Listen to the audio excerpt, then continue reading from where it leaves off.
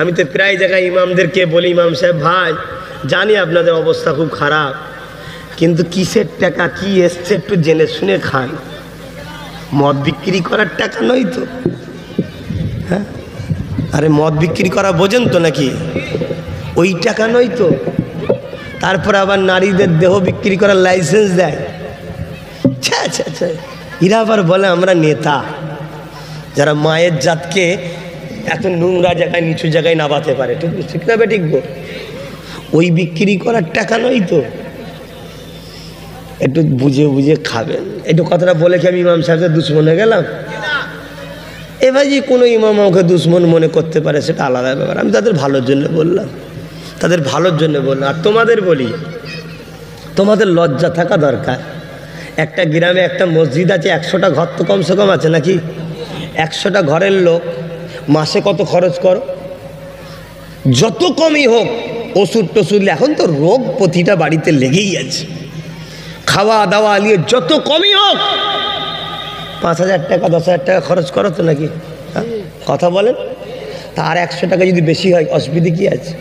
100টা বাড়ি থেকে যদি 100টা করে টাকা ইমামের মাইনের জন্য দেয়, তাহলে মাসে কত হয়? তাহলে ইমামকে কি কারোর দিকে তাকাতে হয়? তাহলে আমাদের দোষ আছে না নাই? আর ইমামদেরও বলবো, একবার আমায় সাথ দেন, একবার আমায় সাথ দেন।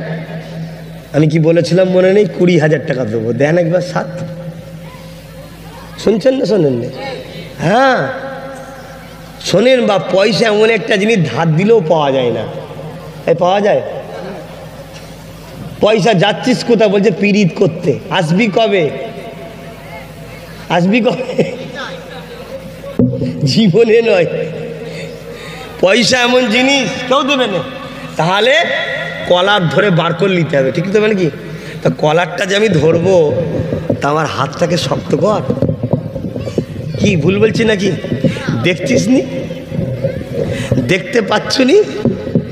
একটা লাঠিরই কি তেজ, শুনছো না শোনোনি? পাগলা কুকুর টাইপের হয়ে গেছে। কি করবে দিশে খুঁজে পাচ্ছে না। এত সব রয়েছে চারিদিকে দুনিয়ায়, মাথায় বাজ পড়েনি, ওই একটা লাঠি দিয়েছি। শুনছেন না শোনেন না? তোর সাথে যদি আরো 10-15টা হতো, কি হতো বুঝতে পারছেন?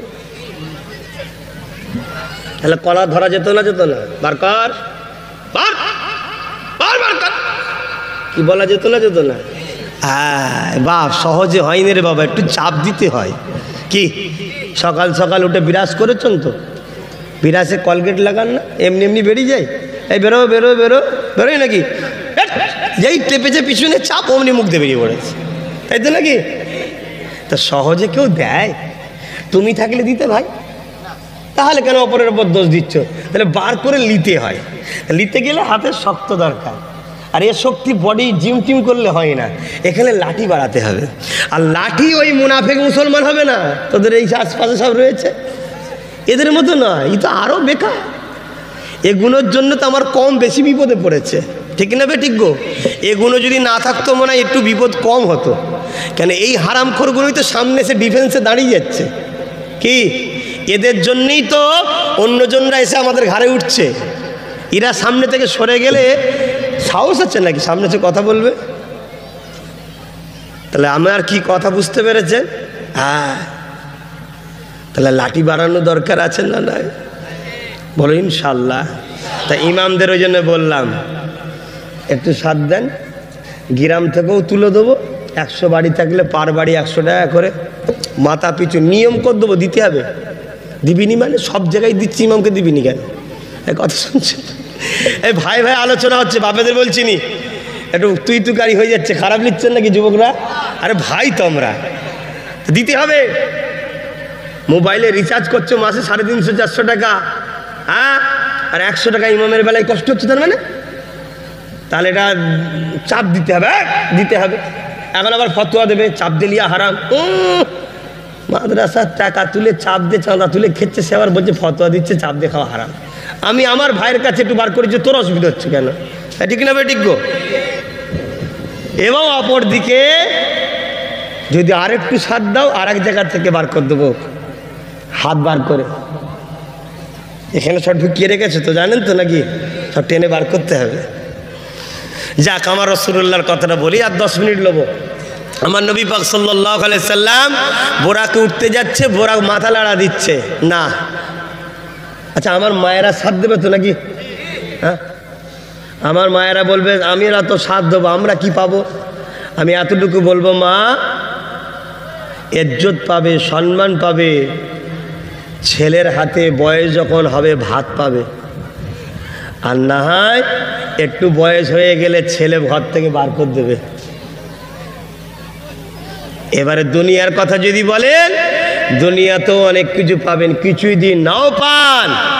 এতটুকু বলে যাচ্ছি, আপনার ছেলে আপনাকে পার মাসে 2-3 হাজার 5,000 কোটি টাকা হাত খরচ দেবে, আপনার ছেলে দেবে।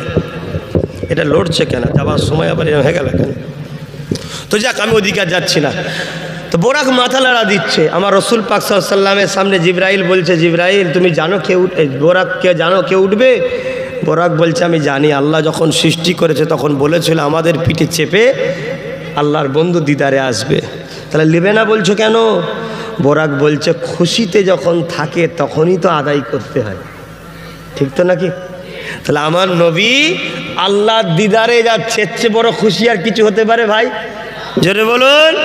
তো এই সময় আমিও তো কিছু আদায় করতে চাইছি, জোরে বলুন সুবহানাল্লাহ। হযরত জিবরাইল বললেন, কি আদায় করতে চাইছো? আল্লাহ নবীর সঙ্গে কথা বলতে লাগলেন। বোরাক, ইয়া রাসূলুল্লাহ, হাবিবাল্লাহ, বেয়াদবি মাফ করে দেবেন। জান্নাতে অনেক বোরাক রয়েছে, জান্নাতীরা চেপে চেপে বেড়াবে, আপনি আমার পিঠে চেপে আল্লাহ দিদারে যাচ্ছেন। ওই দিন যদি আমাকে ছেড়ে অন্য কারো পিঠে চাপেন, আমি বোরাক, আমার বড় দুঃখ কষ্ট লাগবে। ইয়া রাসূলুল্লাহ, হাবিবাল্লাহ, আমি সহ্য করতে পারবো না। এই ভালোবাসার আরজু আপনার কদমে। হুজুর, আপনি দয়া করে ইহসান করেন, দয়া করেন, আপনি আমাকে একটু জানিয়ে দেন, আপনি আমার পিঠ ছাড়া অন্য কারো পিঠে জান্নাতে চাপবেন না। আল্লাহ নবী খুশি হয়ে যে বোরাকের মাথায় হাত বুলিয়ে বলল, এ বোরাক যাও, আমি রাসূলুল্লাহ তোমার পিঠেই চেপে ঘুরব।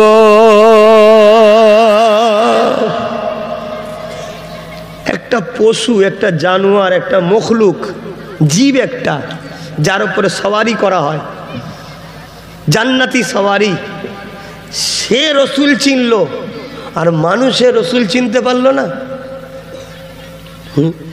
মানুষের রসুল চিনতে পারলো না। আজকে মাদ্রাসার শিক্ষক না থাকার জন্য মাদ্রাসাগুলো ধ্বংস হয়ে যাচ্ছে। আলেম ওলামাদের মুখে কোনো কথা নেই। মাদ্রাসাগুলোই নাকি জঙ্গি রয়েছে বলছে, ওলামাদের মুখে কোনো কথা নেই। মুর্শিদাবাদে বাড়ি বাড়ি নাকি জঙ্গি পাওয়া যাচ্ছে, মুসলমান ওলামাদের মনে কোনো কথা নেই। রাস্তায় নেবে আন্দোলন নেই। কিছু বুঝতে পারছেন না, পারেন না? তাহলে এরা কতটা খেয়েছে বুঝতে পারছেন? এত বলার পরেও যদি নাপতো তাও নাই বুঝতাম। খুব সাবধান হন, চিনুন, কথা শুনুন। একটা বোরাক, সে মানুষ নয়, আল্লাহরই সৃষ্টি, কিন্তু আশরাফুল মখলুকাত মানুষ, জীবজন্তু, জান্নাতি একটা সওয়ারি, সে রসুল চিনেছে আর মানুষের রসুল চিনতে পারলো না। এ বিষয়ে আর একটা কথা মনে পড়েছে, বলে দিই। আল্লাহ নবী একদিন মদিনা নববী শরীফে বসে রয়েছে, ঠিক এমনই সময় এক সাহাবী চলে আসলেন। আমার নবী পাকের দরবারে এসে বলতে লাগলেন, ইয়া রাসূলুল্লাহ, হাবিবাল্লাহ, হুজুর, আমার একটা উট ছিল, ওই উটটা খেপা পাগল হয়ে গেছে, মানুষকে দাঁড়িয়ে দাঁড়িয়ে ধরে ধরে কামড়াতে লেগেছে। এ যুবকেরা, তরুণীরা, বাপেরা, আল্লাহ নবী নবী, দয়া নবী, এই কথাটা শোনার সাথে সাথে ওই সাহাবীকে একবার বলেন, বাবা সাহাবী রে, তোমার উটটা খেপা হয়ে গেছে, ওকে পশু ডাক্তারের কাছে নিয়ে যাও। এটা রসুল বলেন। রাসূলুল্লাহ সাহাবাদেরকে বললে, চলো তো বাবা, গিয়ে দেখি ওই পশুটার কি হয়েছে। বাবা যে দেখে, আল্লাহ নবী যখন ওই পশুটাকে দেখতে চলে গেল, এ যুবকেরা, তরুণেরা, সঙ্গে সাহাবা হুজুররা রয়েছে, ওই পশুটা মানুষকে তাড়িয়ে তাড়িয়ে ধরে ধরে যাচ্ছে, মানুষকে কামড়াতে লেগেছে। এ যুবকেরা, তরুণীরা, বাপেরা, নবী পাক ওই পশুটার দিকে যখন আগিয়ে যায়, ধরুন নবী আমার এই দিক দিয়ে আসছে, পশুটা ওই দিকে মানুষকে তাড়িয়ে তাড়িয়ে যেতে লেগেছে। এখন পশুটার মুখ ওই দিকে রয়েছে, উটটার মুখ ওই দিকে রয়েছে, রাসূলুল্লাহ উটটার পিছন দিক দিয়ে যেতে লেগেছে। আল্লাহ নবী সাহাবারা বললে, ইয়া রাসূলুল্লাহ, হাবিবাল্লাহ, আপনি যাবেন না হুজুর, ও মানুষকে ধরে ধরে কামড়াচ্ছে। আল্লাহ নবী বলেছিলেন, আমার সাহাবারা, ওই উটটা মানুষকে ধরে ধরে কামড়াচ্ছে ঠিকই কথা, কিন্তু তোমার নবীকেও কামড়াবে না, কেননা ওই উটটা তোমার নবীকে চেনে। আরো জোরে বলুন সুবহান। দুশ্মন নয় আর দুশ্মনদের বন্ধু নয়, তারা সবাই জান্নাতে যাবে। জোরে বলুন সুবহানাল্লাহ। এবারে কেউ বেহিসাব যাবে, কেউ 1 মাস জেল খেটে, কেউ 10 বছর জাহান্নাম খেটে, কেউ 50 বছর জাহান্নাম খেটে, যার যেমন পাঠ আছে ধরা পড়তে হবে। ভাই ভুল করেছি আব্বাস সিদ্দিকী, আবার আল্লাহ চাইলে মাফও করে দিতে পারে, এটাও শুনে রাখো। কেন আল্লাহ বলেছে আমার রহমত থেকে নিরাশ হোস না, কি এটাও বলতে হবে তোমাকে। কিন্তু যদি ধরে, জেল খেটেও আসামি শাস্তি হয়ে যাবার পর যেমন দুনিয়াতে মুক্তি হয়, আমার আল্লাহ তাকে মাফ করে দিয়ে জান্নাতি দেবে। জোরে বলুন সুবহানাল্লাহ। কিন্তু ওই 2 শ্রেণীর লোক জান্নাতে যাবে না। নামাজ আছে, দাঁড়িয়ে আছে, রোজা আছে, হজ আছে, যাকাত আছে, কলেম আছে, মক্কায় গেছে, মদিনায় গেছে, দান করেছে, মাদ্রাসা করেছে, মসজিদ করেছে, সেবা করেছে, সব করেছে, নবীর প্রেম ও আদব নেই। মরবে, জাহান্নামে ঢুকবে, বেটার বেরোবে না। এই শুনছেন তো নাকি? আমার বাপের কথা নয়, বুখারীর হাদিস, আমার নবী পাকের কথা। মানবেন না? মানবেন না? আর না বলবেন নবীর কথা তো কি হচ্ছে, নবী কি, নবীর কথা শুনবো না, আমি আল্লাহর কথা শুনবো, এরকম বলবেন নাকি? আল্লাহ বলবো ওই মালাউন কারো বেশি মারবো। শয়তান, তুই আমার বন্ধু ছেড়ে দিয়ে আমার দরদি হতে এসছিস? হ্যাঁ, কথা বললেন। এই লোক জীবনে জান্নাতে, জোরে বলুন, যাবে না। আর এক শ্রেণীকে, যে নবীর দুশ্মনকে বন্ধু করে সাপোর্ট করে, আল্লাহ তাকেও জান্নাতে দেবে, ওই নবীর দুশ্মনের সাথে রাখবে। আল মারউ মা মান হাব্বা, যে যাকে ভালোবাসবে তার সাথে থাকবে। এবার দেখো বাপ কি করবে, একটু ভেবে চিন্তে করো। লিভার হয় লাও, না লিভার হয় না লাও, আমার দায়িত্ব দিয়ে যাচ্ছি। আল্লাহ নবী যখন বোরাকে উঠতে যাবে, বোরাক তখন মাথা লাড়া দিতে লেগেছে। হযরত জিবরাইল সাল্লাম বলতে লেগেছে, বোরাক রে, তুমি কি জানো কে তোমার পিঠে উঠতে লেগেছে? বোরাক বলতে লেগেছে, আমি জানি। কেন, জান্নাতে যখন আমাদেরকে সৃষ্টি করা হয়, ওই সময় আল্লাহ বলেছিলেন, বোরাক রে, তোদের কারো পিঠে চেপে আমার বন্ধু আমার দিদারে আসবে।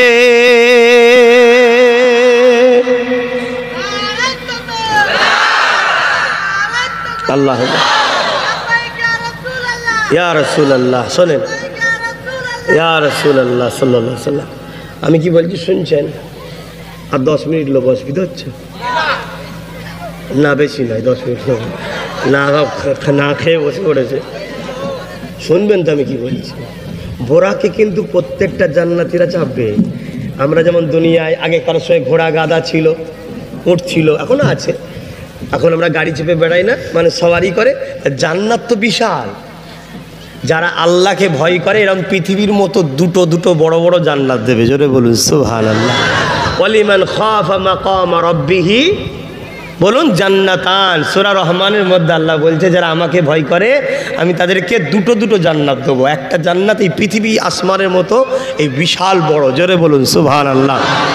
এখন আপনার মাথায় যাচ্ছে নাকি এত বড় জায়গা কোথা আছে? এই মাথায় যাচ্ছে? তাহলে আমি একটু জানিয়ে দিই, পৃথিবী হচ্ছে একটা গ্রহ, একটা গ্যালাক্সি। আমার আল্লাহর কয়েক লক্ষ কোটি মিলিয়ন বিলিয়ন এরকম পৃথিবীর মতো গ্যালাক্সি তৈরি করা আছে। জোরে বলুন সুবহানাল্লাহ।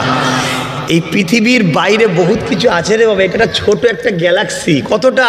এই আসমানের কাছে পৃথিবী হলো একটা ফুটবলের থেকেও ছোট। শুনছো যুবক? সেই আল্লাহর উপরে ঈমান রাখো। আর হালাল খাও আর নবীকে ভালোবাসো, আদব করো। খাদ্য হারাম হয়ে গেলে বেকার হয়ে যাবে।